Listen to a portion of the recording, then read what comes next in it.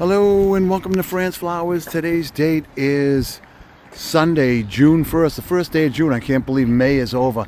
I tried to do the video yesterday, but there was just too much rain. It looks like a beautiful sunny day. I just want to give you a bird's eye view of what's going on here at Fran's. A lot of color, a lot of perennials, a lot of geraniums. We got kufia for those of you that are seeing hummingbirds. I'll pan over to it.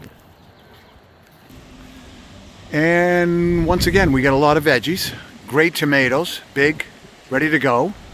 Plenty of herbs, basil, cilantro, mint, parsley, thyme. Some beautiful hanging baskets for sun and shade. A sea of hydrangeas. Don't forget to visit our native section.